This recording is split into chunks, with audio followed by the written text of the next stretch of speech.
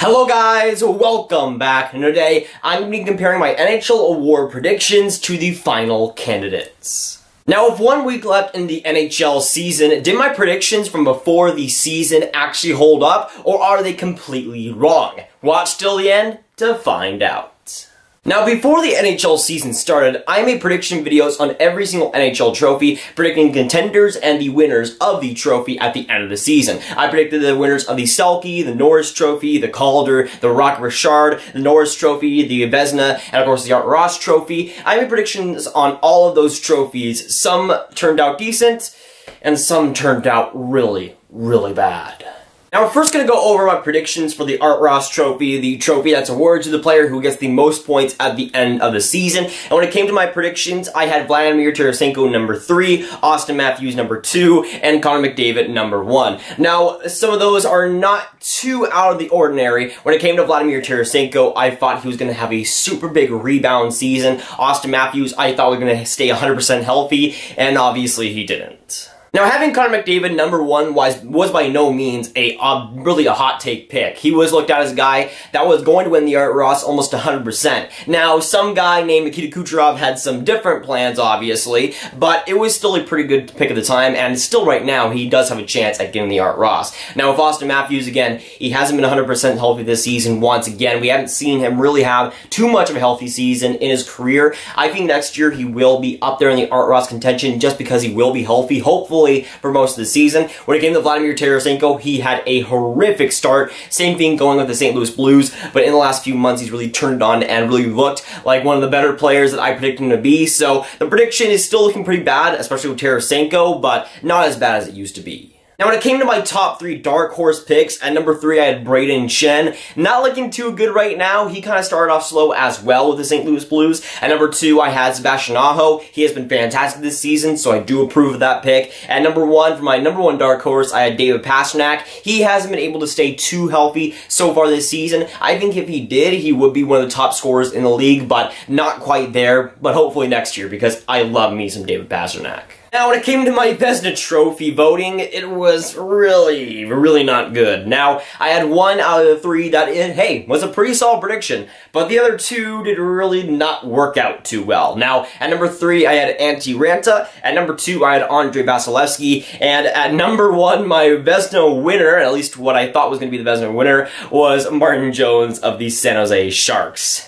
Yikes. Now, going back to the Antti Raanta pick, I thought he was going to have a big year. I thought the Arizona Coyotes were going to make the playoffs, and Raanta will be a big reason why. But a guy named Darcy Kemper decided to turn into a god and become the reason why Arizona is in the playoff race right now, which I won't complain, but it comes at the cost of Antti Raanta, him not having the greatest healthy season. When he has played, he hasn't been all that great. So it's been a really bad year for Antti Raanta. I thought it was going to be a year that he would put up amazing numbers and lead the Coyotes to the playoffs. It's been the exact opposite, but hey, at least another goaltender is stepping it up right now. Now, the Vasilevskiy pick is looking pretty solid right now. He will likely be the guy to win the Vezina Trophy this season, so pretty solid prediction on that part. And at number 1, it might be the complete opposite story, picking Martin Jones of the San Jose Sharks to win the Vezina Trophy. I don't know what I was thinking, really. I think I was thinking that, hey, since he was such a playoff god, I thought this year would be a year that he would do it in the regular season, alongside guys like Erik Karlsson and Brent Burns, who would help him defensively. I just thought it was going to be a great year for the San Jose Sharks. I was predicting them to win the President's Trophy, and I thought Martin Jones would be a big reason why.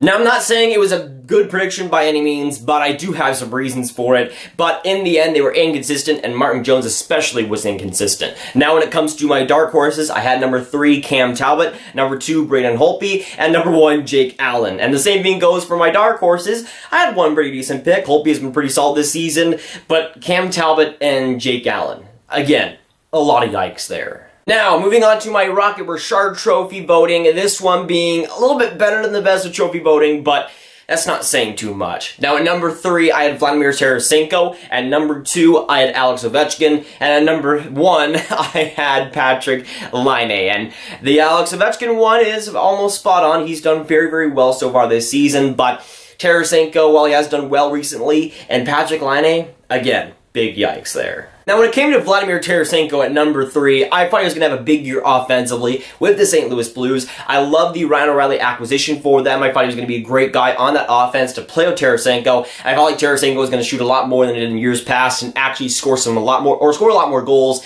than he did in the last couple of years. He's gone on a lot more recently, but as a whole, it hasn't been quite there. And the big thing was the Alex Ovechkin and Patrik Laine debate, especially leading up to this season, where it was a huge debate on which player would score the more goals. And in my personal opinion, I had Patrik Laine over Alex Ovechkin in that respect. I thought Patrik Laine was going to score 50 goals. I thought it was a pretty hot prediction, but I thought it was definitely realistic for a guy that was on fire last season. And with Alex Ovechkin, I thought he would regress a little bit after a Stanley Cup win, at least goal-scoring wise. But both guys have proved me wrong, for Patrik Laine in a bad way, and for Alex Ovechkin in a very good way. Now, when it came to my 3 dark horses for the Rocket Richard, at number 3, I had Braden Point. At number 2, I had Evander Kane. And at number 1, I had Sebastian Aho. Sebastian Aho having a great season, more assist-wise than it has been goal-scoring, but he's still been fantastic. The Evander Kane prediction isn't really that great. He's had an iffy kind of on and off season. He's been kind of good, but not great.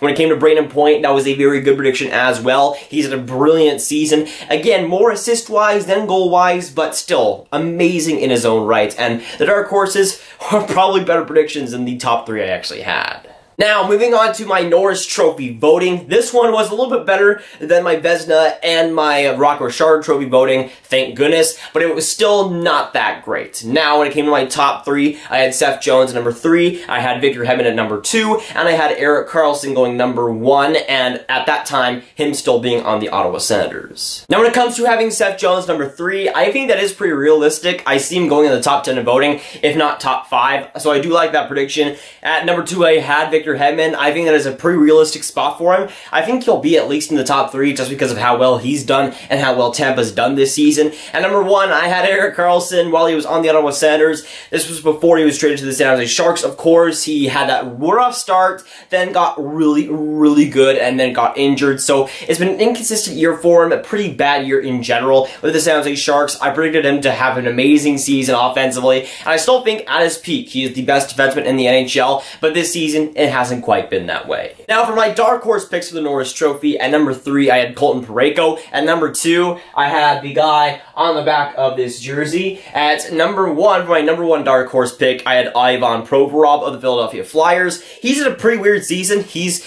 been solid, but not to the great level that I think I was expecting from him. The Oliver Ekman-Larsson pick, I think, was pretty solid. Again, the guy on the back of this jersey. He's had a great season, and I think he's been one of the leaders with the Arizona Coyotes, being the new captain there. And that Colton Parayko pick, he was good to start out, but maybe not as great as I predicted. But in the second half, he has been that great defenseman. So overall, the Norris Trophy voting was a lot better, a lot more better predictions than some of the other ones, at least comparatively. Now, moving on to the Calder Trophy, arguably the worst one that I had out of all these. Now, I usually like to focus on a lot of NHL prospects. You guys know this if you're paying any attention to the channel. I do like to discuss NHL prospects, but when it came to my Calder predictions, I'm looking at them right now, and I still don't believe them. Now, when it came to my Calder Trophy voting in the top 3, at number 3 I had Rasmus Dahlin, starting off pretty solid, okay. At number 2, I had Kayla Yamamoto. Okay, we'll gulp that one. We'll get that out of the way.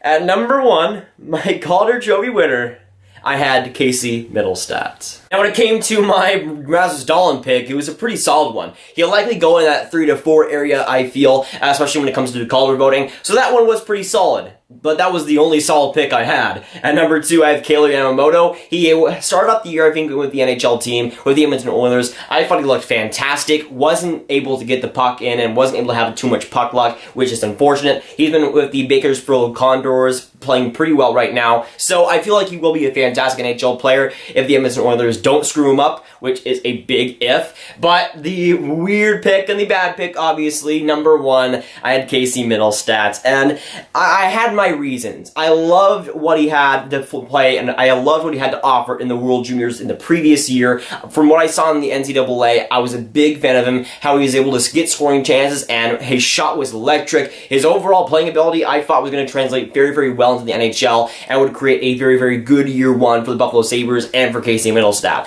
That was my prediction heading into the season, and obviously, they aren't too good. Now, right now, Elias Pettersson is running away with the Calder voting. At the start of the season, I think I predicted him to have around 45 to 50 points. That was where I thought he was going to be, but obviously this season he has crushed that. I think he's like near 65 points or something like that. Still having a brilliant season when he has been healthy. I think he's running away with that Calder voting. I think he will get the Calder trophy, obviously. There are some other solid rookies like Andrei Svechnikov, Carter Hart, and Jordan Binnington. Rasmus Dahlin, of course, Miro Heiskanen. There's a pretty solid, good class of rookies. But Casey Mittelstadt has not really been a part of that great rookie class, as I don't even think he's been able to hit 30 points, which is not good, and certainly not good for my predictions. Now, when it came to my dark horse picks, I had at number 3, Henrik Borgstrom. At number 2, I had Kailer Yamamoto, and at number 1, I had Ryan Donato. I thought all those guys were going to have big years. Of course, Kailer Yamamoto was second in my Calder voting. Henrik Borgstrom, I think he's a fantastic guy for the Florida Panthers. Has been a very solid guy for them this year in the NHL. Not quite as good as I thought he was going to be, but still pretty solid. And at number 1, again, I had Ryan Donato.